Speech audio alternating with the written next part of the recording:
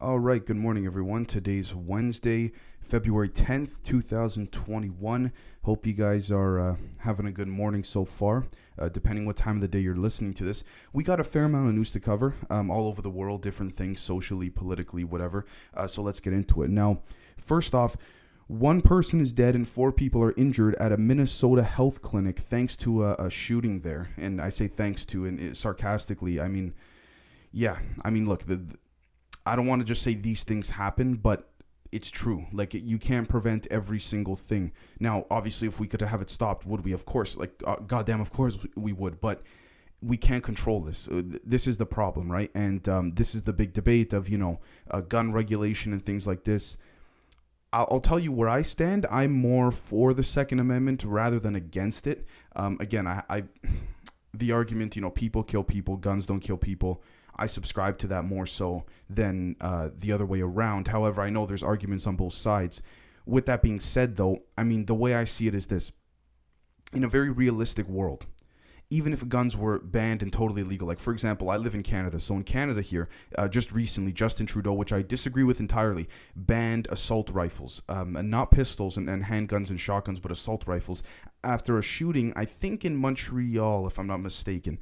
But don't quote me on that. Anyways, the problem is it creates a bigger opportunity on the black market, right? And so, honestly, I view guns the same way as I view drugs, or just like anything else in life. If you really want to get a hold of it, if someone who's that messed up in the head really wants to do a school shooting, believe me, they'll find a way. Now, the whole thing is like, yes, maybe you should make it a bit harder to get a gun, but you know what, man? Like, the problem is that again, the Second Amendment's very strong, and I can understand it, and I agree with it mostly 80 to 90% of the time. And look, it's unfortunate. There's no real answer, because at the end of the day, I do agree with being able to protect yourself. Whether I know everyone has a different standard of that, and I respect that entirely. For me personally, if I lived in the U.S., I'd probably have a few guns myself, just for basic protection. Because let's be honest, if someone comes into your home and tries to rob something or whatever, or what have you, you call the police. How long does it take them to get there? Could take them 5-10 minutes. Could take them half an hour. Right? Could take them 2 minutes, but you don't know what's going to happen in between that time. At least if, you're sleeping at night, you got a gun next to you or something like this, you can protect yourself. Now, I'm just saying very clearly that I'm not trying to encourage people who are against guns to be for guns, because I see the other side of the argument as well. Don't get me wrong. But again, this is the complex situation. I just think that they should remain legal, because ultimately, if shooters really want to do a mass shooting, or if people really want to do something, whether it's commit suicide, which is terrible, or what have you, they're going to do it. They're going to find a gun, or they're going to find a way to do it, right? And they're just going to get more creative. So at least if we stick with providing guns, not to them, but just to the general public in the United States, then at least we can understand, and I would argue in Canada, but don't get me started on Trudeau, then people would be able to literally defend themselves more. And again, I know I'm a little biased there, so don't take me for my word on that. The next thing is that there's a video of Russian police physically humiliating a journalist that sparked outcry online, and the police published the video themselves. Now, you might say, why did they break into this journalist's home and start physically abusing him and humiliating him?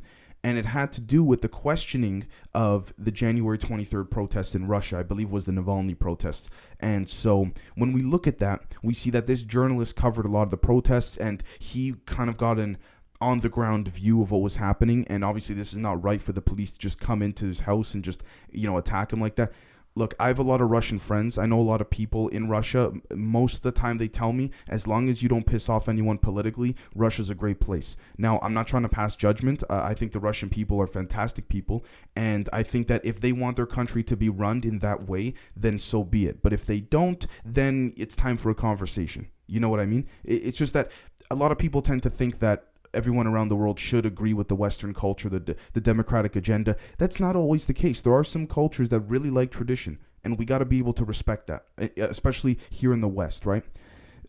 Overseas, I'm talking, like if we head to another country and what have you. The next thing is, because nationally that's a bit of a different issue for a different debate. The next thing is that there was a light that lit up in the Florida skies yesterday, prompting Twitter to go nuts, thinking it's UFO, but the Navy said it was just a missile. Look, here's the thing. I'm surprised that Twitter goes nuts about these things, and I'll tell you why. Because there's far more better footage than what this footage was yesterday, and I probably have the article to the right of me if you guys want to get a visual of what it looks like. Was it a UFO? Was it a Navy missile? I honestly don't care because I've seen the thing, and it's like a blurry sphere. I've seen way better shots and videos and images of it, which makes me wonder, why is it that if, like, you know, the best high quality UFO videos are the better ones at the very least, you have to go into, like, you know, UFO subreddits or Facebook groups or what have you to really find those videos. But, and again, I know there's deepfake, they could be deepfake, but at the same time, for example, the Pentagon footage was way better than the Florida one. Maybe because so many people in Florida saw it, and it sparked enough of them in Florida who had Twitter to start something, a little, like, you know, coalitional thread online on Twitter to, you know, build it up and get it trending. Maybe that's the case. But honestly, I've seen way better footage, so I have to ask the question, why? Like, why that of all things? You know, why not the way better pictures that people have taken in the last 2 months alone, you know? The next thing is that Kobe Bryant's pilot didn't follow his traditional training protocols and dismissed harsh weather conditions, allegedly, which is why the crash happened. Look, you'd like to think if you're someone like Kobe Bryant, you got that kind of money to pay a pilot, you'd like to think the pilot is competent. Now, I'm not saying he's incompetent, but at the same time, if the guy dismissed protocols and things like that because maybe he didn't want to piss off Kobe, I could tell you right now, if they knew they were going to die, then yeah, trust me, Kobe would say, no, let's not go. You know what I mean? Anyone would, right? With that being said, though, at the same time, I also read in an article that was speculating we don't know if Kobe had said to, because obviously the pilot's dead, we don't know if Kobe had said to the pilot, you know, can you please do your best to try to make it happen? And then the pilot felt obligated to go. So I don't know specifics. I don't want to comment on something where, especially I wasn't there, especially when the closest thing we could get to reporting on that is, I think, I don't know. It's been over a year now, right? Most of them on the chopper are deceased. So again, rest in peace. But that's very unfortunate. The next thing is that Biden's nominee for the OMB, which stands for the Office of Management and Budget, who's Neera Tanden, got grilled by Josh Hawley for taking money from big tech. Now, the way it works, for those who don't, in the political process, when a new president comes in, they nominate top people for their positions. They got to get approved by the Senate. They get questioned and this and that. And then it's just, you know, the typical hearings and stuff. Even if they're valid hearings, usually they're a waste of time, but even if they're valid hearings, nothing comes of it. So it's kind of like, what the hell is the point, right? Anyways, Neera Tanden has made, I think, couple $1 million recently, or just a little bit less than that, from Wall Street and big tech. And so Josh Hawley, who, you know, the left is saying ironic that he's attacking her on this because, you know, they're accusing Josh Hawley of being an insurrectionist because of what happened on the 6th. But nonetheless, they do have to give Hawley credit. In this case, they've admitted, most figures on the left have admitted because, or political commentators have admitted, because he asked some valid questions. And he legit just said to her, you got paid by Wall Street and big tech. So how are we going to be sure that if you take this position, you're going to go after them or regulate them at the very least and keep them in line? How? They just paid you. Sort of like the Secretary of Treasury Janet Yellen, who is apparently highly respected and loved on Wall Street. But again, she's made over $7 million in speeches in the last, I think, 4 to 5 years, just giving speeches to Wall Street bankers and hedge funds. So, like, is the corruption not there either?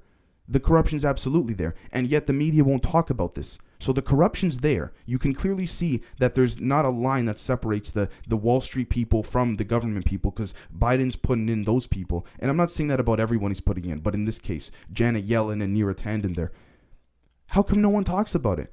If the media wanted to, this could be as big of an issue as Russiagate. It all just comes down to perception and how much the media wants to pump up the story. It's true.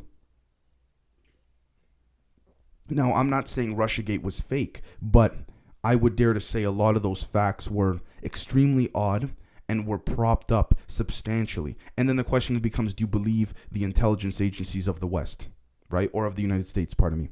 The next thing is that Trump's impeachment lawyer, if you guys saw yesterday, I'm trying not to cover the Trump impeachment thing too much because everyone else is talking about it. So I don't want to be just another source for something you guys already know, right?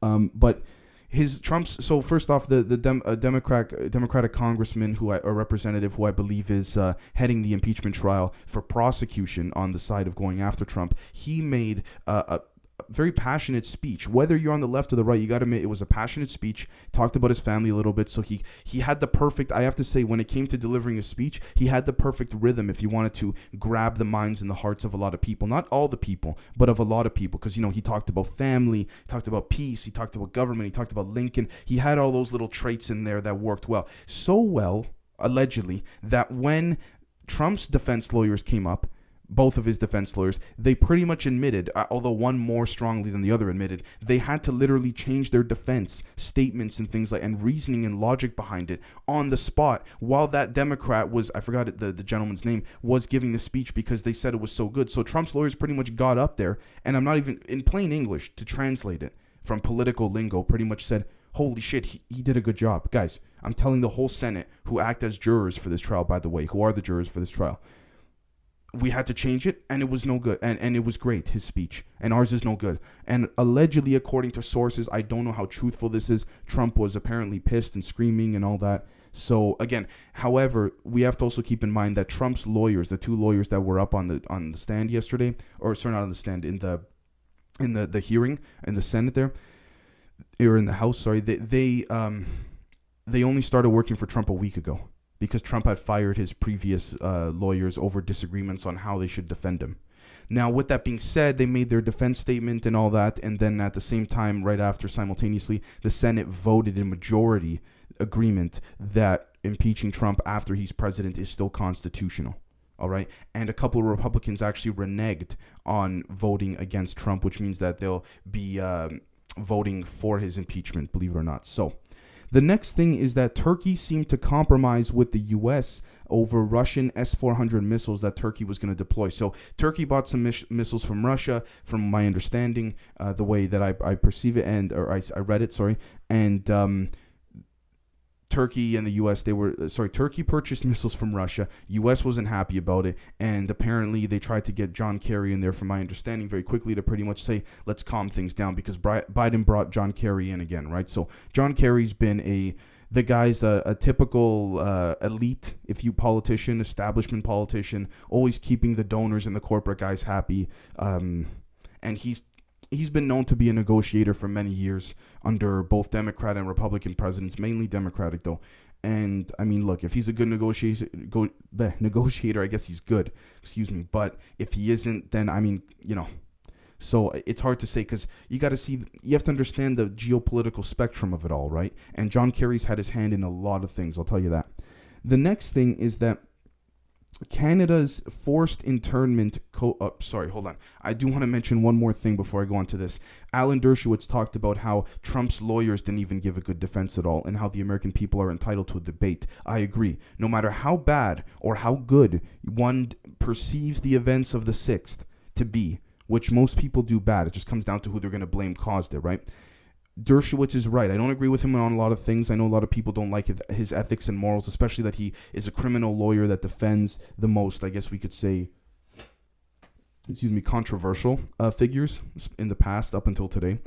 He is right. The American people are entitled to a strong debate and a strong defense, which Trump's lawyers honestly didn't seem to have, right?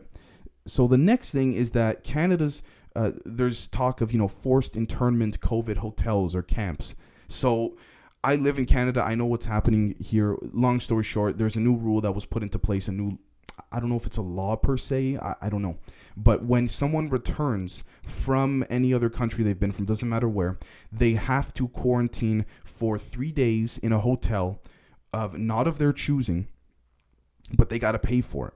Now, this is where it gets interesting. So just bear with me here. So you have to quarantine for 3 days because when you land, they give you a COVID test before you even get out of the gate. So you got no choice. You got to take the test. Okay. They got to wait to see if it comes back negative. If it comes back negative, then you don't have to quarantine or anything like this. If it comes back positive, then after the 3rd day in the hotel, you got to go home and quarantine for minimum 14 days, from my understanding. Or just a little bit less than that, because I guess the 3 days at the hotel counts. But this is the problem. First off,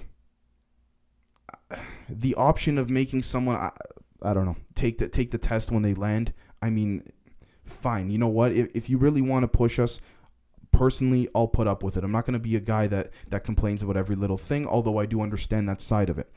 I'll take it. But then I got to go in a hotel if I test positive, positive. I got to go in a hotel that I got to pay for. And so I've actually had friends and family that came back from England, and they told me, and one of my, he's a relative, he told me that he had to pay for the hotel, and the price, guys, get this, was $2,000 for the 2 or 3 days he had to stay there. You want to know why it's so much? Because the hotels have made a deal with the government. The government pretty much said to a certain chain of hotels, listen, we'll send everyone your way, but do us a favor here, jack up the prices and give us a percentage. That's it. That's what it is. And you could argue that is a form of organized crime. I mean, maybe that's a bit of a stretch, but one could literally argue that if assuming we find out what happened on the back end there. And here's the thing. That's 2,000 Canadian dollars. If we convert that I think that's like 1,700 USD. So even then, it's still about $2,000. Doesn't matter, right? So at the end of the day, like, it's ridiculous. You're paying a stupid amount for something that you're technically being forced to do. I don't know what happens if you don't comply. I honestly don't know. The next thing is that Elton John and Michael Caine are trying to encourage other people in the UK to get the vaccine. I don't know what's going on there. Maybe you guys can tell me if there's like a commercial campaign happening there or what have you. I mean, look, this has shown us, and I'm not saying Trump, but just in general, this has shown us that we've been lied to for so long that if we're being told the truth about COVID, which we're not, I would argue, people question it regardless. You can get the best celebrity. Look at what Hillary Clinton did when she ran. She got Rihanna. She got Jay-Z. She got all the top people to come out for her. Trump still won. Look at what happened in this past election, right? With Trump and Biden. I mean, I'm not going to get into the whole controversial thing of it being rigged, but let's put it this way. Biden spent billions of dollars from donors, and Trump put up a goddamn hell of a fight. What just goes to show you, it's not always about money and politics when it comes to campaigning. You can advertise as much as you want, but it seems like if the people have their mindset, then they have their mindset. And that seems to be the case. You can get Elton John. You can get Michael Caine to come out and say, yeah, do this, do that. Just like they tried to get all the Hollywood top celebrities to encourage people to vote for Hillary Clinton in 2016. Right? But like I think it was like a month before the election. Didn't work. Could be because people were waking up. Could be because people are tired of this nonsense establishment elite bullshit. Could be both, right?